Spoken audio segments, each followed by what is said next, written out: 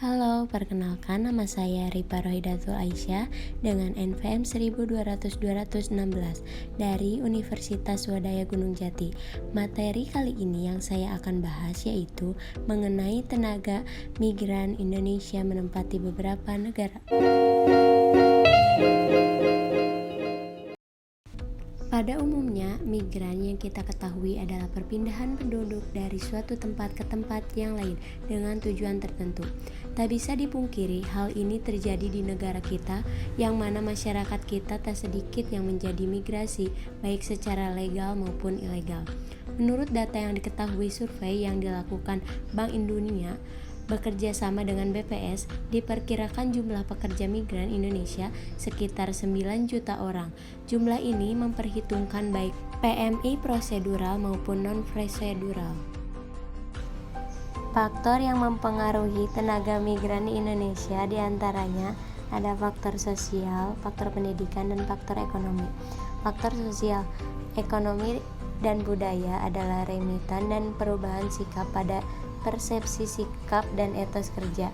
Pada hakikatnya, orang yang bekerja ke luar negeri memiliki hasrat atau ikatan dan keinginan batin untuk keluarganya. Hal tersebut biasanya dinyatakan melalui kiriman berupa uang atau barang yang dibeli di luar negeri untuk dikirim keluarganya dalam pemenuhan kebutuhan hidup keluarganya. Tidak bisa dipungkiri, kiriman berbentuk uang atau barang sangatlah penting, yang biasanya digunakan untuk biaya pendidikan anak-anak, ataupun sebagai modal keluarga yang bersifat konsumtif. Yang kedua ada faktor pendidikan. Pendidikan merupakan salah satu yang mendorong keinginan seseorang untuk bermigran ke daerah lain, terutama ke luar negeri, yang dianggap lebih baik dan menguntungkan. Tingkat pendidikan juga dapat mempengaruhi kinerja dan produktivitas seseorang. Bahkan orang yang berilmu akan diangkat derajatnya oleh Allah Subhanahu wa taala. Hal ini tidak akan didapatkan oleh seseorang jika tingkat pendidikannya kurang atau rendah. Yang terakhir ada faktor ekonomi. Adapun yang menjadi alasan mengapa masyarakat bermigrasi ke luar negeri, yang paling utama adalah alasan ekonomi, yaitu untuk mendapatkan upah yang lebih tinggi dibanding di negara sendiri. Gaji besar itu didapatkan dari standar hidup mulai dari tempat tinggal, transportasi, dan lain-lain.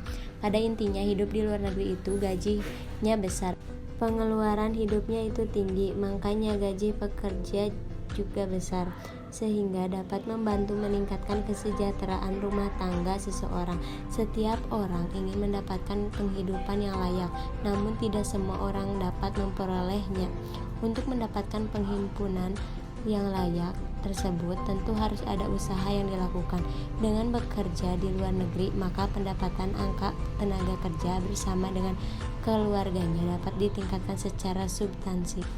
Menurut saya, motif dasar individu atau kelompok untuk migrasi biasanya didasarkan pada masalah ekonomi yang melanda, di antaranya yaitu masalah pengangguran dan kemiskinan.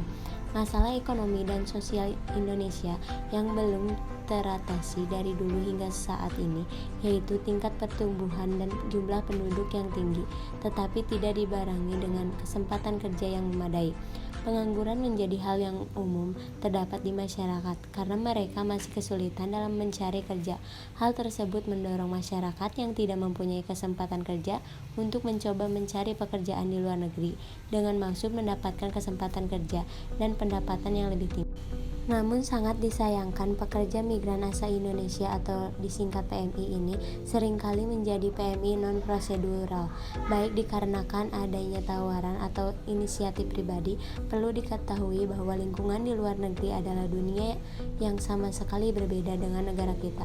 Hal ini menjadi perhatian untuk para migran supaya lebih berhati-hati dalam memilih perusahaan dan supaya tidak menjadi PMI yang non-prosedural, karena dapat menimbulkan risiko di mana rentannya penipuan, tidak terjamin keamanannya, tidak ada jaminan asuransi, dan bisa dipenjara. Maka lakukan pengurusan perizinan dan persyaratan sesuai prosedur yang berlaku, karena hal ini menjadi hal yang paling penting bagi pekerja migran. Pemerintah sebaiknya membuat kebijakan untuk membuka lebih luas peluang kerja ke luar negeri bagi para TKI. karena cukup banyak negara asing yang memiliki perekonomian yang lebih maju, tetapi penawaran tenaga kerjanya lebih sedikit dibanding permintaannya. Sehingga untuk mencakupi lapangan pekerjaan dalam negeri, negara tersebut membutuhkan tenaga kerja dari luar negeri.